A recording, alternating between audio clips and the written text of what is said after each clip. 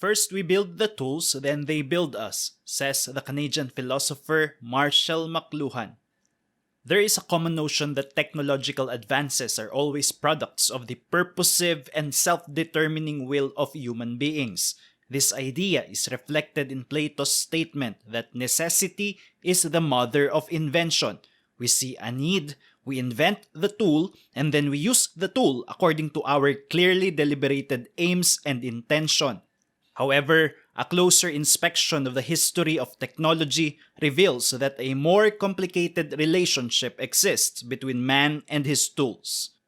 A device called the Phaistos disk, which had the potential to launch a revolution identical to the Gutenberg's in the 16th century, was found buried in a civilization belonging to the Middle Bronze Age.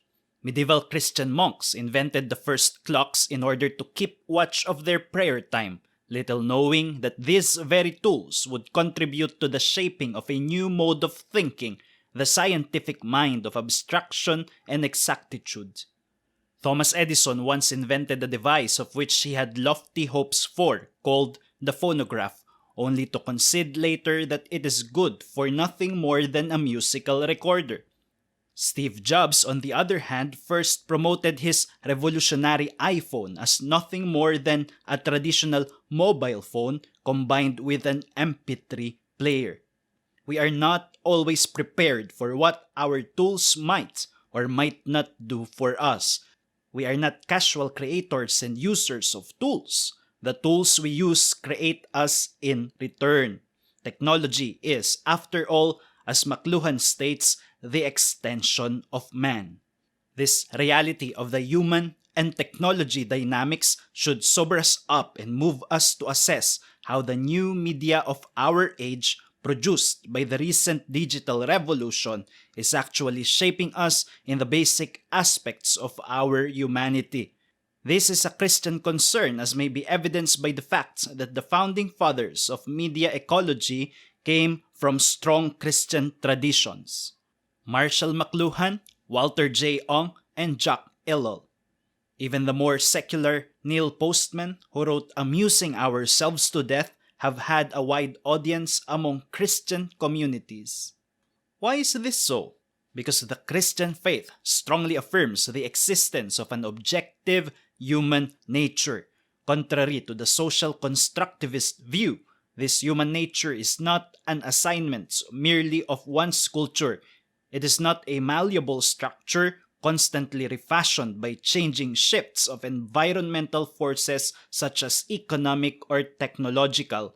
Rather, it issues from the truth of our being created by God in His very own image. This implies that it is our duty to avoid becoming passive over the shaping influences of the technology we use. We cannot allow our tools to fundamentally alter our humanity. For the next videos, we will look at some of these aspects where our new media technology may be affecting our humanity. But to give an example now, consider this article in The Guardian, reviewing Sherry Turkle's book, Alone Together. Real-world interactions are becoming onerous. Flesh and blood people with their untidy impulses are unreliable, a source of stress, best organized through digital interfaces, Blackberries, iPads, Facebook. This is not a science fiction dystopia. Alone Together is the culmination of years of empirical research. Turkle has watched people interact with machines and socialize on digital networks. Her inquiry starts out clinical and becomes philosophical. Can humanity transform the way it communicates without altering, at some level, what it means to be human? The inquiry stated in the last sentence requires for the Christian a serious consideration. It must be said that the Christian is not positioned antithetically to good technological progress. There is a false attitude among some Christian circles that views everything under the category of modernity as fundamentally evil. This is not the biblical position. The mandate found in Genesis 1 verse 28 placed human beings under the charge of responsibly culturing the raw materials of God's natural creation in order to produce, by the use of God-given creative faculties, things that would benefit and enrich the lives of mankind. Responsible production of technology is something Christians should participate both in its creation and utilization for the glory of God. One key principle to inform us in these tasks is what the digital minimalist Cal Newport called as the trade-off principle. Whenever we decide to use a particular technological product, we place a certain function of ourselves to that tool. The benefit, of course, is that we unload from ourselves the manual labor, the man aspects of a task, to transfer it to that technology.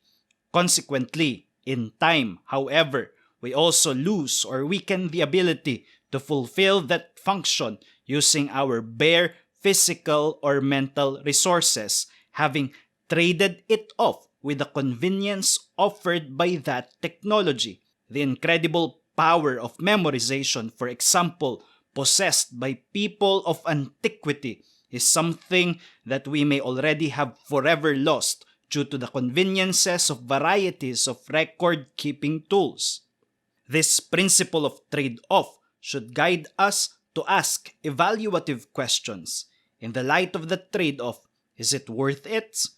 Is it not a piece of our humanity that we are losing? Is there a way to mitigate the loss if ever the conveniences are actually worth it? If for freedom Christ has set us free so that we get to use our freedom to live our lives for Him, then we need to hold our ground against technologically determined enslavement.